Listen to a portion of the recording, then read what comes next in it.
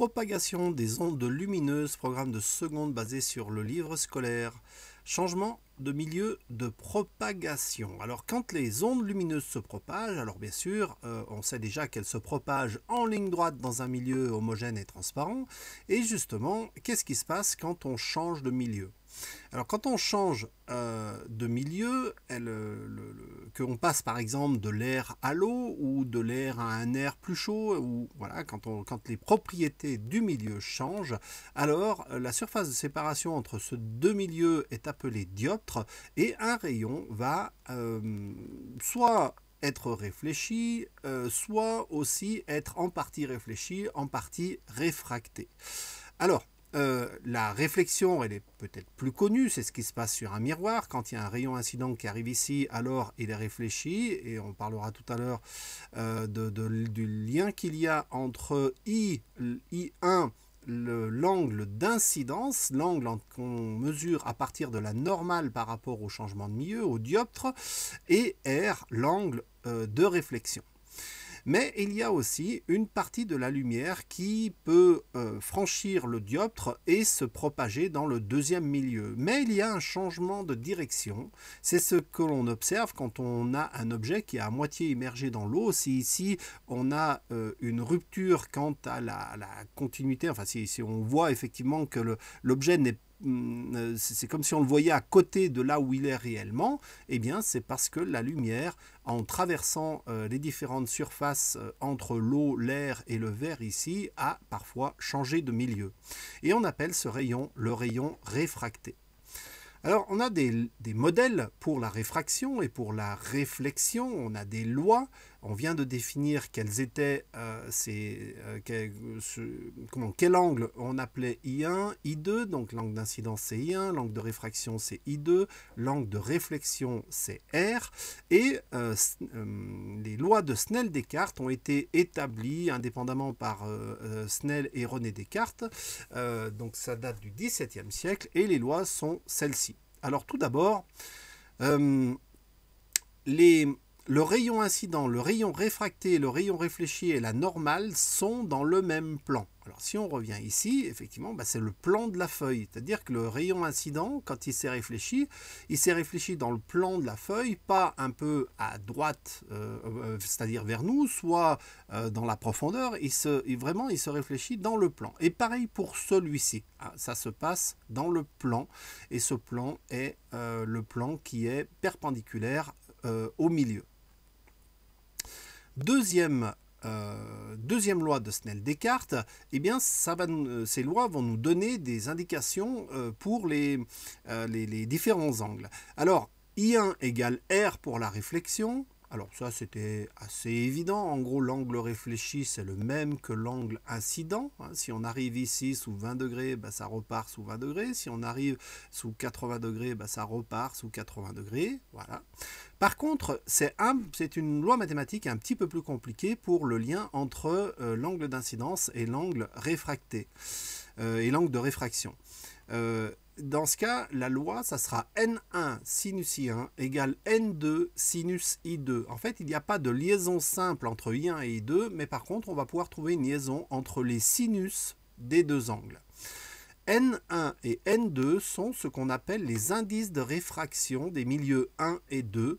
Autrement dit, la difficulté avec laquelle la lumière va pouvoir se propager dans le milieu. Alors difficulté, c'est un terme qui est peut-être pas très bien choisi, mais voilà, pour un indice de réfraction de 1, ce qui est la norme pour le vide et pour l'air, alors la vitesse va la lumière va à la vitesse classique de 3 × 18 mètres par seconde. Mais par exemple dans l'eau, elle va moins vite, et dans le plexiglas, elle va encore moins vite. On peut faire un lien entre cette vitesse de la lumière dans un milieu et une grandeur qui va permettre de qualifier les propriétés optiques de ce milieu qu'on appelle l'indice de réfraction. Et on voit qu'il est d'autant plus élevé que la vitesse de la lumière dans ce milieu est petite. Eh bien, c'est cet indice de réfraction qu'on va trouver ici dans la loi de Snell-Descartes, N1 sinus I1 égale N2 sinus I2. Alors en pratique, par exemple, si on connaît N1 et N2 parce qu'on connaît les milieux d'entrée et de sortie de chaque côté du dioptre, eh bien si on connaît un I1, on va pouvoir calculer le I2. Alors il faudra isoler l'inconnu, utiliser la fonction sinus inverse et déterminer comme ceci l'angle d'incidence I2.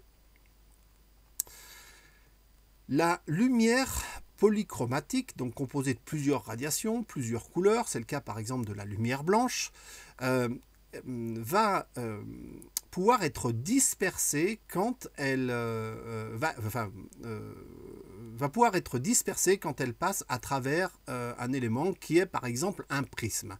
Mais pour revenir sur les définitions, on dit qu'un milieu est dispersif si son indice de réfraction dépend de la longueur d'onde. C'est-à-dire que, eh bien ici, si je prends ça, pour un rayon incident comme ceci, j'ai un certain angle, mais ça peut être un angle différent selon que la lumière est rouge ou bleue ou jaune. Et dans ce cas-là, on dira que le milieu 2 est dispersif, c'est-à-dire qu'il va réfracter la lumière avec un angle qui dépend de la longueur d'onde, donc de la couleur. Voilà. Quand on décompose la lumière blanche, on obtient ce qu'on appelle son spectre. C'est dans le chapitre précédent ce qu'on avait vu comme ça, donc toute une composante de la lumière allant du bleu au rouge. Voilà le prisme de la lumière blanche qui arrive dessus. Alors il y a comment chaque lumière est déviée à l'intérieur du prisme avec une direction différente, puis il y a encore une deuxième déviation quand on sort du prisme, et à la fin on a effectivement chaque rayon coloré qui ressort du prisme avec une direction différente. Donc si on met un écran ici, on va observer un étalage de couleurs, c'est le spectre de la lumière blanche.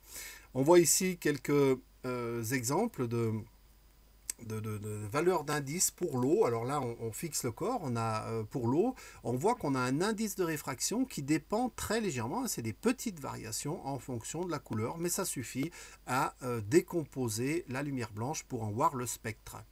C'est exactement ce qui se passe quand on a des arcs-en-ciel. C'est-à-dire que si ici on a le soleil qui envoie ses rayons de lumière, et puis qu'on a de la pluie qui tombe ici, alors je dessine ici la pluie qui tombe, mais là on va grossir une goutte d'eau. Et qu'est-ce qui se passe quand la lumière arrive dans la goutte d'eau? Eh bien la goutte d'eau, ici on a un dioptre, c'est-à-dire qu'on a ici de l'eau et ici de l'air. Donc là, les différentes composantes de la lumière blanche vont être réfractées avec des longueurs d'onde, avec des angles différents. Ensuite ici, on va avoir une réflexion sur la couche interne de la goutte d'eau.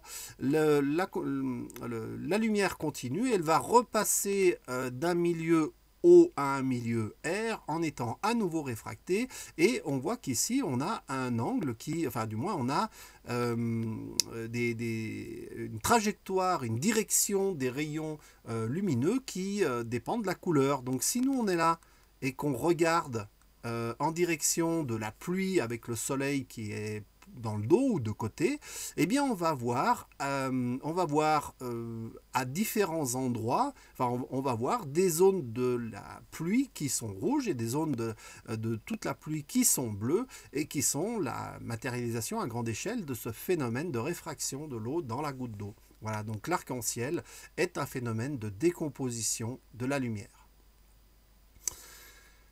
Modélisation de l'œil par une lentille. Alors déjà, qu'est-ce qu'une lentille? Une lentille, c'est un objet transparent qui a une forme, alors généralement circulaire, c'est pas obligatoire, mais donc c'est un objet en verre dont l'épaisseur au centre est plus importante qu'au niveau de sa bordure. En fait, c'est un milieu transparent dont une face au moins est courbée. Alors on peut avoir une face plane et une face courbée comme ça, on peut avoir la face d'entrée qui est plane et la face qui est courbée comme ça, on peut aussi avoir une face qui est courbée et une face qui est plus courbée. En fait là, à partir du moment où c'est plus large au centre que sur les bords, ce qui est le cas ici, eh bien on va appeler ça une lentille convergente. Alors pourquoi convergente? C'est parce que quand on a des rayons de lumière qui arrivent parallèles à ce qu'on appelle l'axe optique, qui est l'axe, donc là on a la lentille qui est dans ce sens-là, et la lumière franchit la lentille perpendiculairement à cette direction, et bien quand on a des rayons de lumière qui arrivent parallèlement à cette lentille, alors ils convergent tous. Converger, ça veut dire aller au même endroit, et ils convergent tous un point géométrique qu'on appelle le foyer F. Voilà, alors l'axe optique, on l'appelle delta, d'après la définition. Le foyer image, alors oui, F', si on veut être rigoureux, c'est le foyer image F'. Et on a aussi, de l'autre côté, symétrique, un point qu'on va appeler F, qui est le foyer objet. En foyer objet, c'est parce que si on met quelque chose, si je prends cette lentille-là et que je me mets ici en F, eh bien si j'ai un objet qui émet de la lumière dans toutes les directions, eh bien ces rayons de lumière, une fois qu'ils traversent la lentille, ils vont ressortir parallèles. Voilà, ça c'est le principe du trajet inverse de la lumière. Voilà, donc la lumière arrive ici, elle converge en F', mais si elle partait de son point symétrique, eh bien, elle ressort parallèle à l'axe optique. Avec ces règles, on va pouvoir, avec les règles qu'on va voir maintenant, on va pouvoir déterminer graphiquement comment une image se forme. Pour déterminer l'image d'un objet sur une lentille convergente, il est pratique de tracer 3 rayons particuliers issus d'un point B de cet objet, B étant situé hors de l'axe optique. Alors, voilà les points particuliers. On a le centre optique de la lentille, qui est particulier parce que tous les rayons qui passent par ce centre ne sont pas déviés. Par contre, ceux qui arrivent parallèles à l'axe optique ressortent en passant par F, donc on peut prolonger ici et on peut tracer, cette ligne droite. À partir là, on est en train de tracer, je ne l'ai peut-être pas précisé, l'image de l'objet. Donc l'objet, il est symbolisé comme ceci. Ça pourrait être, par exemple, je sais pas, un rectangle, peu importe, voilà, quelque chose qui est comme ça, ou un T. Souvent on utilise la lettre T, comme ça c'est pas symétrique, et on va voir qu'on va le retrouver ici, la lettre T, on la retrouverait à l'envers, voilà, sur un écran. Alors on a parlé de ce rayon, il arrive perpendiculaire, il ressort par F', celui-ci traverse O, donc n'est pas dévié. On a déjà le point qui est, tous les rayons de lumière qui partent de B convergent en ce point. Donc, si vous avez de la lumière qui est partie par là et qui éclaire ce point, si vous mettez un écran ici, ici vous avez une tache lumineuse correspondant à toute la lumière qui est partie du point B'. Et si vous faites la même chose pour A, eh bien là, on a, pour le point A, les rayons de lumière qui partent ici, partout, convergeraient au point A'. Donc, on trace ici, on obtient ici, si on met un écran, l'image de cet objet, et cette lentille fonctionne comme un espèce de projecteur d'image. On peut aussi tracer le point le rayon qui passe par le foyer objet, le point F. Donc on arrive ici à intercepter l'axe de la lentille, et à partir de là, la règle nous dit que si le rayon passe par F, il ressort parallèle à l'axe optique. Et on voit bien que dans tous les cas, on converge ici au point B', et on a construit ce qu'on appelle l'image de l'objet AB. Modèle réduit de l'œil. L'œil est un système optique complexe, biologique, mais qui peut se modéliser très simplement pour en comprendre le principe de fonctionnement, sans pouvoir aller très très loin. L'œil est constitué d'une rétine, c'est là où se forme l'image. Ah oui, peut-être fallait-il dire avant que, on l'avait dit, mais réinsister sur le fait que l'image ici, elle est à l'envers, parce que vous voyez que le point B, ici, on le voit au-dessus du point A, mais le point B, ici, se matérialise au-dessous du point A.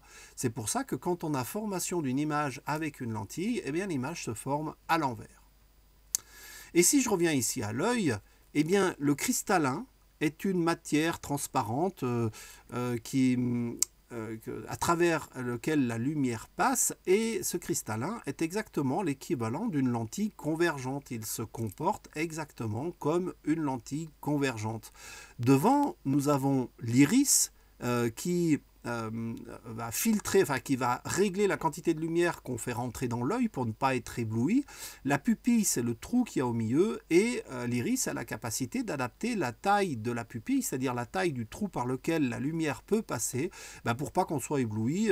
Donc s'il fait sombre, l'iris forme la pupille la plus grande possible pour faire rentrer le plus possible de lumière pour qu'on y voie à peu près. Et inversement, si on est soumis à une forte luminosité en plein midi, en plein soleil, et bien dans ce cas, la pupille se ferme, elle est plus petite pour faire rentrer moins de lumière et ne pas nous éblouir. Donc, une fois, c'est l'équivalent en optique de ce qu'on appelle un diaphragme. On retrouvera ça, par exemple, dans certains appareils photo un peu élaborés. Donc, le diaphragme va servir à limiter la quantité de lumière qu'on veut faire passer par la lentille convergente, et on va former l'image sur un écran. On retrouve ici la rétine qui joue le même rôle que l'écran. Et, chose intéressante, si sur l'écran l'image se forme à l'envers, et bien sur la rétine, l'image se forme aussi à l'envers. Mais en fait, la rétine, c'est pas vraiment elle qui voit, c'est le cerveau qui voit. Entre les deux, on a un nerf optique et on a ici, je le dessine très mal, mais on a ici notre cerveau, et c'est notre cerveau qui produit la sensation de l'image, c'est-à-dire qui traduit les signes. En fait, l'œil, la rétine est excitée ici, ça fait des signaux électriques qui, par le nerf optique, viennent exciter le cerveau et nous donnent la sensation de vision. Eh bien, c'est le cerveau qui remet l'image à l'endroit, parce que sur la rétine, l'image se forme à l'envers.